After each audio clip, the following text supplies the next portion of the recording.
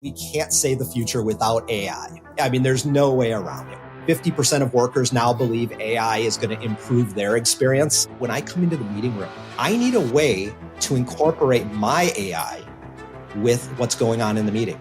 It's almost a bring your own AI type of a concept. Most of what we do in our day-to-day is going to change significantly. Hear the latest AV trends and predictions in this episode of Crestron's Smarter Spaces podcast on your preferred podcast platform. We had this little thing called a solar eclipse. We bought little glasses, right? We bought them on Amazon like everybody else. And I found the little sticker thing that's supposed to be on the glasses that says, these are safe for your eyes. And then I found a story saying, hey, you actually got to test these because it's a printed label that anyone can print. Mine's is homemade. Mine's is shipped from a third world country named Homa Made, so I can legally print from homemade on the prepackaged package. On this episode of ResiWeek, we talk destination outdoors at CEDIA and U.S. cybermarks. All this and more on this episode of ResiWeek. This is ResiWeek, episode 431, Conflicted Aspirations. Welcome to this episode of ResiWeek. This is your weekly roundup of all the latest news and stories for the residential AV industry. I'm your host, Matt D. Scott for AVNation.tv, and this week I'm pleased to be joined by two of my good friends. First, we have Avi Rosenthal. He's a partner at Bluesalve. How you doing, Avi? Hello, Matt. How are you today? Thanks so much for having me on. Thank you for being here. I'm doing great. Then we have Patrick Norton. He's a contact specialist over at CTI. How you doing, Pat? I am full of mirth and good cheer and about to horrify many of my coworkers here in the marketing department. Fantastic. I love it. All right, gentlemen, we're going to kick this off with a story that comes to us from CE Pro. Destination Outdoors is returning to CEDIA Expo 2024.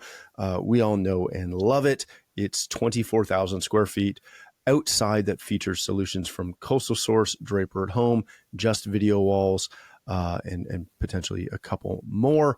It's a big old open space outside the Denver Convention Center where they're going to showcase a bunch of their outdoor products. Pat, I'm going to start with you on this one, actually. I am conflicted, which probably should be the title of this episode, but I am conflicted on this space for a couple of reasons. This space meaning outdoor AV period, or we're going to go with that answer because the other one gets me in way more trouble. And this coming from a guy that spends lots of time outdoors too. Yeah. Oh no, I spend tons of time outside. But the Destination Outdoors is a great outdoor showroom, right? It's showing some really cool products from Coastal Source, from Draper, from Just Video Walls. But the majority of these are not obtainable solutions for the average integrator's customers. What's the not what's the benefit of showing this off to the CEDIA community who politely again has a hard time selling some of these solutions to the majority of their clientele? What's the benefit? I think one of the big challenges, I mean, when you look at any trade show, right, there's the bulk of the trade show, which is the bulk of the industry, and then you start getting separated off into rooms or areas, right? I'm sure there's, a Z-Wave pavilion. I got to throw that out there. I'm sure There is a, high-end audio. There's the, you know what I mean? There's different areas that get set up. Some of them, I've always been fascinated, whether it's like the Consumer Electronics Show or CEDIA or, I can think of one from the SEMA show, which is the car industry's version of CES or CEDIA or Infocom, and where you're in a booth and you think this is a bunch of companies that have a lot of money and want to have their products displayed in a fantastic environment, right? And and that's just one of the natures. I mean, I giggle, right? Because for the podcast I do, which is home theater and audio, do we have people who go to Control 4? Absolutely. That's like 1%, 2%, 3% of the people that are listening. And not because they aren't interested, but because it's more than they can afford ever. Period. Yeah. Right. So I giggle, in this case, like a couple of speakers we were talking about are absolutely gorgeous. They're stunning, right? They're, you were saying they're up 7,500 a pair, which is almost double what they were 2 years ago or something like that. And there's a lot of stuff going on here, right? One thing is, like you pointed out, that you can do some of the outdoor displays. Will someone pay $5,000 to be able to watch a football game or a soccer game or a whatever game, at the pool in Miami? Absolutely, right? But they can afford a house in Miami. Mhm. You know what I mean? In other cases, I look at the stuff. You mentioned. I think one of the projector companies, and it's a projector bright enough to work in the yard in the sunshine, is essentially a flamethrower, right? How many lumens are you talking about? Are you running, we got a 240 volt, well, we got actually three 240 volt lines running out there, because I wouldn't do single phase to a home.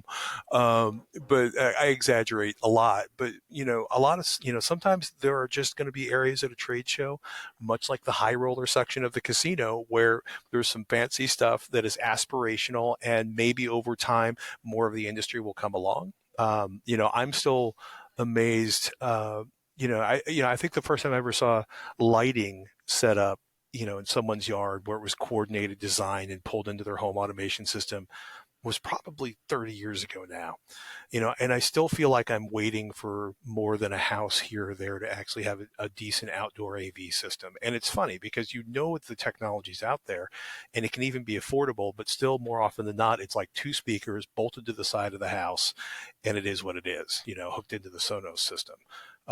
Sometimes it's good. Sometimes it's like, I feel like it's one of those areas of the industry where to make things that will survive outdoors is so expensive to begin with. It makes it problematic. Just the barrier to entry is so high, if that makes sense. Avi, I appreciate what Patrick's saying. I think there's a level of affordability that does exist, right? In outdoor AV, it's there. Outdoor lighting, it's there, right? Heck, the landscape companies Absolutely. are doing outdoor AV and outdoor lighting, and they're definitely not putting in the quality or the longevity of the products that our industry typically uses.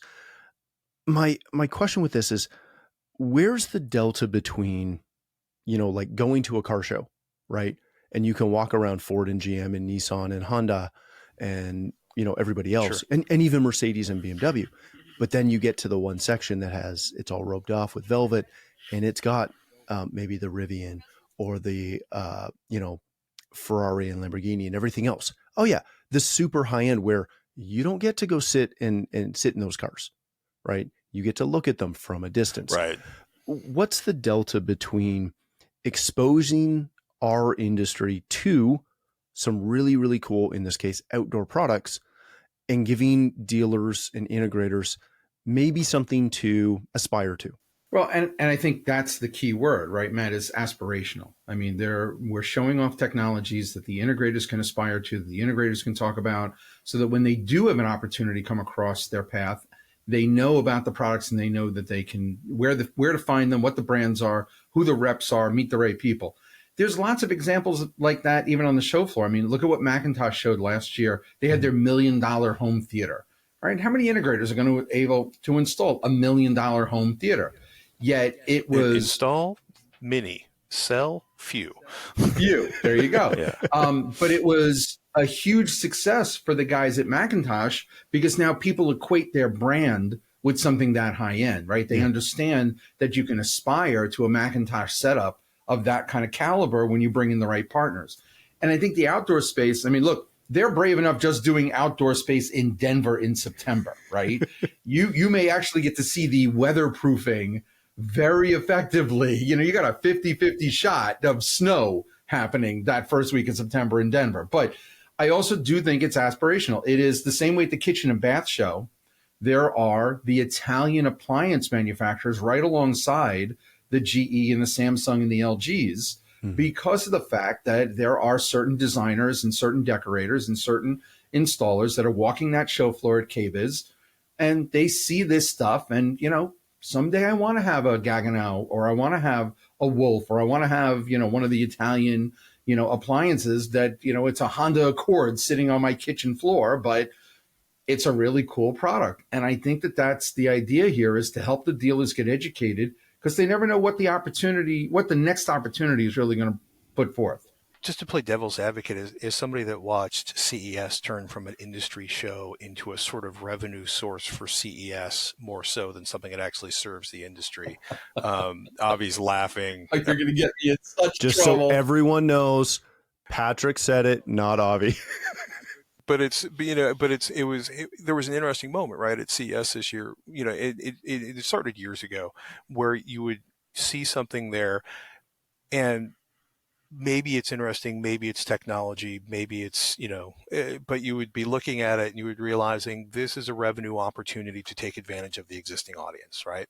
And in some cases, revenue opportunities, this is is this a bunch of vendors that came to CEDIA and they all happen to be high-end vendors because they wanted to really demonstrating this gear outside, because it's impressive to hear a lot of there's a bunch of the much more affordable brands where they have things set up in their booth inside of CEDIA. And that was the first time I ever thought to myself, I could have this in my yard and not be irritated by it, right? Because I like music. Yeah, this is kind of like, okay, I can put music in the bushes and it'll be exciting and I can walk around and I can hear it and I'm not dealing with some stupid Bluetooth radio.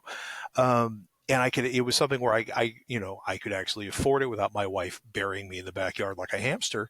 But to actually demonstrate this stuff outside,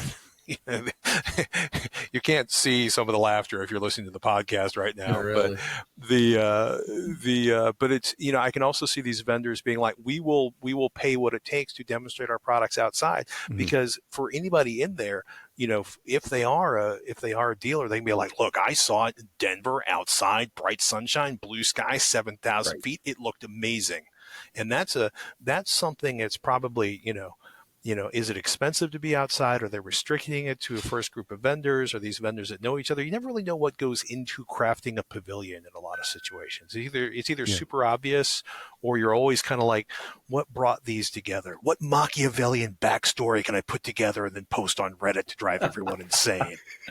Well, and Pat, you're absolutely right. I mean, clearly the idea here is that the show is expanding and it's offering more services and more opportunities. Look at Commercial Integrator as part of the show now as well. And going back to your CES comment, I think that the right way to look at CES is also a much more future show these days. It's not about what's coming out this year. We talk about CES in terms of what's coming out in 5 years now.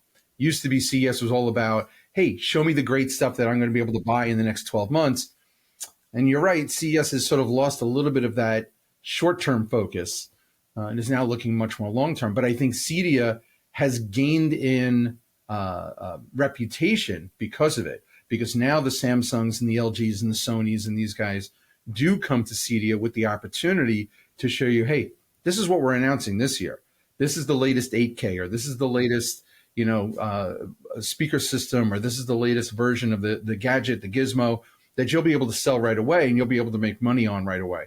And I think, again, the outdoor project has to do with this idea of, hey, it's September, season's ending. Let's get you educated so that next season you're ready to go come springtime, with all of these really cool ideas for outdoor spaces. All right, gentlemen, let's move on to a story that comes to us from The Verge and Jennifer Toohey. I believe I said that right. She's talking about a lot of different things in here, but specifically one cybersecurity mark to rule them all. The FCC has approved implementing its new cybersecurity labeling program for consumer IoT devices in the U.S. Both programs are voluntary. The CSA label doesn't compete with the U.S. Cyber Trust, but the goal is to make it so that manufacturers can go through one certification process to sell in all major markets.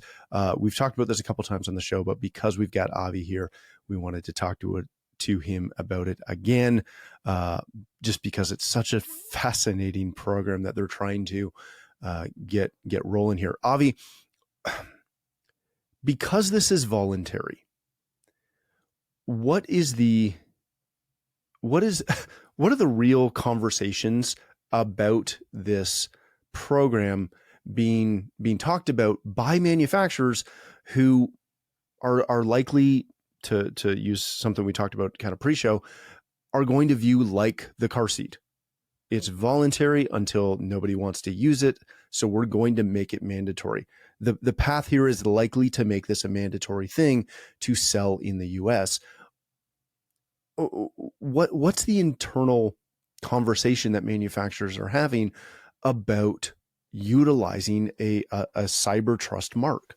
And Matt, that's a really great question. It's something that the guys in the industry, the organizations in the industry are really struggling with.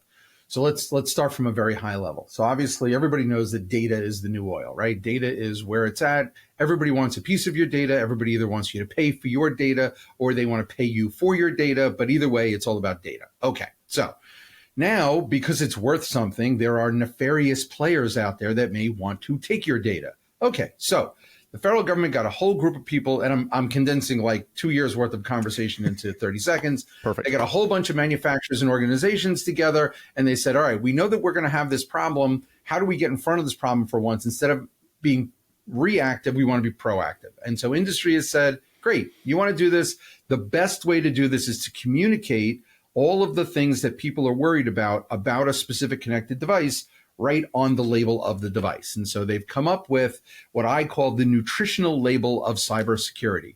And it's a label that looks very similar to the light bulb label or the nutritional label on a product, gives you a couple technical terms, defines them, and then also gives you this neat little QR code where you can get more information. So from a manufacturer perspective, it's, okay, I got to put a label on everything. That's the easy part. The hard part is, where do I get the information that goes on the label? The same way my can of Pringles has got to figure out how many calories of fat and how many calories of salt and how many calories, right, are in that can of Pringles. We as an industry are going to have to determine things like S-bombs and M-bombs and all kinds of other things that are relevant to how we move data around, how long we're going to support the product, how long we're going to keep it online, what happens if it doesn't go online, where do we get updates for it? So the hardest part here is understanding that. What am I going to put on the label? The good news is it's voluntary. That's a good thing. That means that we as an industry get to sort of support it. Since Jennifer wrote her really great article, other organizations have signed on as well. IOXT has signed on. Z-Wave Alliance has signed on. There's a whole bunch of organizations that have said, yep, we're raising our hands. We're going to take advantage of this as well. And everybody's going to have the same rules, right? Because that was the other concern, is that if one organization does it one way and a different organization does it another way, whose label goes on the box, right? No. I can see Pat is just, he's like going to shoot himself. No, So, but it's a legitimate concern, right? it is. And it's a very legitimate concern. But the rules are being formulated now. I would welcome integrators. You guys are on the front lines. You are going to use these labels, and at some point you're going to hand off these labels to your consumers, because your consumers are going to start to ask you about the trustworthiness of the products you're putting in their homes. And when CNN and MSNBC and Fox News and everybody else starts reporting on the fact that this label is a big deal, the same way they did with other labels that went on consumer products, your customers are going to come to you and say, hey, where's my cyber trust mark? Which level cyber trust does this product adhere to? And so you as the integrator don't have to put the label on the box, but you certainly need to know the importance of that label, and you need to know how to answer the question from Mr. or Mrs. Homeowner, hey, do I have a cyber trust mark on this product? And if I don't, why don't I? And if I do, where's the label? And I think that's really where the rubber is going to meet the road. Crestron is going to jump over this, and Control 4 is going to jump over the hurdles to get here instantaneously, right? They already do this kind of stuff. We're concerned with the little companies that are just coming out. Any company that's been in networking, more than 6 months already attains the goals of cyber trust. So it's not a question of us putting more onerous rules and regulations on our industry. This is more about making sure that the consumer knows that we've taken that time and put in that investment, and now proving to them that we've done so. So don't look at this as big government is now going to rule the world. Look at it as big government wants to celebrate what you've done as an industry and the accomplishments you've made in cybersecurity and in cyber trust, and they want the consumer to know about it. That's fantastic, Patrick. Let me ask you kind of a follow-up question. And I appreciate everything you said, Avi. That was the best overview I've heard of this yet. Where I get concerned is those little companies. And here is why.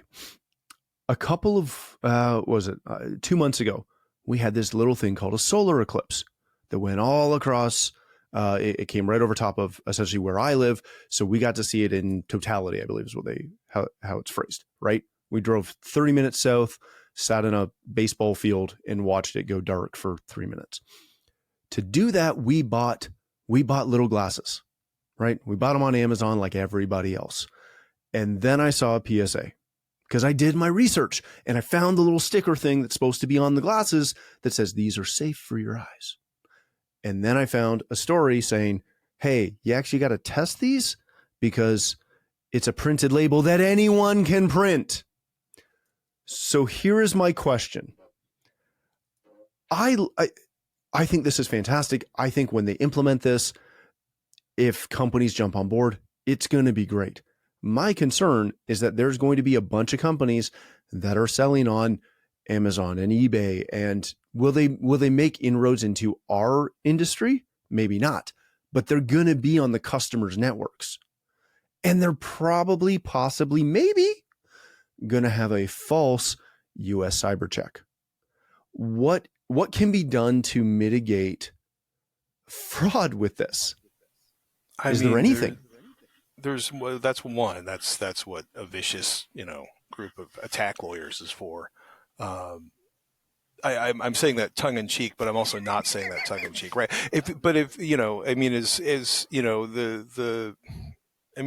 There's a bunch of steps here. Like, first of all, is somebody spent a lot of time with security professionals. The fact that anybody's taking this seriously is great. We used to joke on a podcast I did for a long time that, eventually, nobody wants light bulbs that you can hack. And it was kind of a running joke until somebody actually literally used a IoT light bulb as a vector for attack into a network. And that went from being like a reliable, cutesy kind of, but serious moment to, phrase I can't say on a family-friendly podcast. They literally became a vector for attack. We can argue about how secure your home network needs to be, how secure your devices need to be, but there's so many layers on this, right? There are some of the most dangerous botnets. Some of the most destructive, DDoS attacks have been built because somebody figured out there was a brand of camera from a manufacturer or group of manufacturers that was sold under a whole bunch of different labels. And because nobody really does, they get the widget, they label the widget, they put their logo on the software for the widget, they sell it either through industrial channels or, Costco or, Amazon or eBay or whatever it is. And then somebody figures out a flaw. And then suddenly it turns out if you have 350 or 450 or 1 million security cameras all throwing a little bit of data at a server at the same time, you can take it down.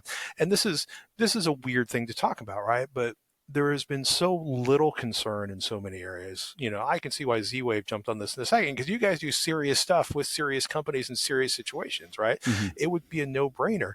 And if they are going to make this work, then they are going to have to enforce it so that if people are printing fake labels, that they go after them and they make them remove the labels or go out of business. And the idea that they put in there is that there's going to be multiple layers, right? There's the label on the box, there's the QR code inside.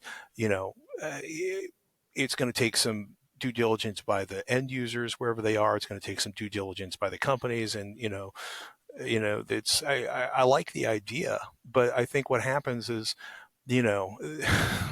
this is one of those things where I don't particularly care if, the high-res logo is on a set of headphones. It means they were produced more than a wide band of sound, right? Which is what headphones are supposed to do. If anybody wants to argue with me about that, feel free to reach out to me on Twitter at Patrick Norton and tell me why I don't understand why the high-res logo is important. I look forward to an illuminating conversation. But in this case, right, this is .com. This is going to be great, guys. Right. But this is also one of those things where it's like, okay, it's like the crew behind Matter, and this is some of the biggest and most prestigious corporations in the world. So if they are working together on this and they want to make this a legit thing, they certainly have the resources to do so. You know, And there are examples, Matt, because it is important to note there are plenty of examples of industry-wide testing procedures and applications and labels and things that get applied to both consumer and industrial products every day. And yes, there are fake UL and ETL labels out there right now. But both the UL and ETL, Intertech, these guys do a really good job of policing them and finding them and rooting them out. And cyber trust is going to be governed in a similar way, right? Where we as manufacturers are going to root out the fake ones. Everything, by the way, you can't just put your own cyber mark on your own product. It does have to go through a third party. So there is a third party testing facility and a third party sort of stamp of approval, because as we learn in engineering all the time, right, the worst thing that can be done is the engineer does his own testing, because he puts on his own blinders, and that's the end of that. so many bad jokes I'm not making. Yeah, right it's now. a whole yeah. Thank you, Pat. I appreciate that. I'm happy to be your straight man, by the way. I can just keep feeding him to you, and we'll go from there. But but CyberMart, there will be specific rules and regs surrounding who does the testing, how it gets tested, who's allowed to do the testing, and things like that. And then similar to a UL or an ETL or one of the other marks out there, there will be a database someplace on the interwebs, right, where you'll be able to look up, I have a Netgear, WAX, yada, yada, yada. And, which cyber was done and which lab did it and how was it done and all of that. So you can verify it. Yeah. I mean, one of the things that was funny is if, go back with me back to the days when people still carried around cameras that used SD cards. Fake SD cards used to be a huge problem. Huge problem. Yep. And it became like, don't buy them online. Okay, you can buy them online from a trusted vendor. Don't buy them on Amazon. Okay, you can buy them on Amazon if you buy them from an Amazon fulfilled store and not from, what I mean? And and there were, the SD card association came out with tools to identify it. It became, the subject of people talking on Reddit and on the internet and on social media. So I feel like if the consumers care and the companies care, they have a habit of reinforcing each other in chasing down problematic companies or problematic devices, because nobody wants to go through like, okay, I bought all these secure devices. I want a secure home. I don't want, one device. I don't want, I don't want to pay money to put a hole in the armor I am building around my Internet of Things. I won't get into the whole, like, all of the existing devices you already have that will not be secure. Which retroactive. So there's that. Yeah. Well, there are online updates. I mean, no. Well, but that's one of the things I love about the idea for some of the, things that are being proposed. I think this may have been the FTC one where they were like, okay, not the FCC, but the QR code is the idea that you can scan this and find out if it is still a supported product. Is it still an updated product? Because the number of, I'm thinking of a router in particular a friend of mine had, and he's like, well, it's a router. What can go wrong? And I'm like, it's a piece of consumer electronics that has been updated once since it was released 4.5 years ago. Do you really think the code was perfected when they released it, or that the company just got it out the door and is done? Your level of cynicism can vary, but it's I always find it fascinating. Like one of the things I do if I'm looking at certain products is I look, do they update? Have they updated their older products? Right. I don't want to buy a sophisticated AV receiver and find out that they've never fixed any of the problems with their old sophisticated AV receivers. Exactly. So do updates and brick everything, That's a topic for another day, Avi, my friend. How about this? If you have a Sonos product, do not update to the new app yet. Please pause, save yourself emotional trauma and suffering. Oh, you see, he can go there. He can. Yeah. We recorded this on Monday. So if you're listening to this on Wednesday, I would argue still probably maybe don't update that. All right. We are going to leave it there before I deal with legal. Thank you both so much for joining us. Patrick, if people want to connect with you, follow your podcast, learn more about CTI, etc., where can they do that? Well, CTI.com is the website for CTI. We're a global integrator with 36 offices in the United States. I work at CTI. You can reach me at Patrick Norton, and that'll give you links to podcasts I do outside of the glorious ResiWeek.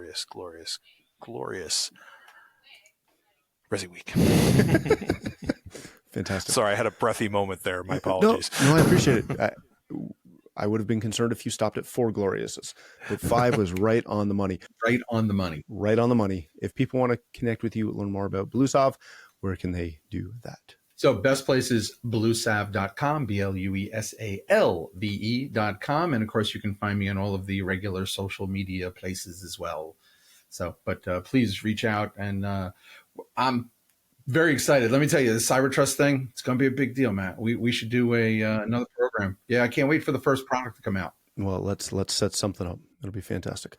All right. For myself, again, thank you for joining us. If you'd like to connect with me, you can find me on Twitter or X at Matt D. Scott and most other social platforms. But more importantly, please visit AVNation.tv, where you'll find this show as well as a wide variety of other shows with all the verticals that we cover. When you visit the website, please take a moment to check out our supporters. We are extremely thankful for their support and ask that you check them out as well. Thanks again for watching. That's all the time we have for this episode of ResiWeek, the network for the AV industry. What are you listening to? This is AV. This is AVNation. This is AVNation.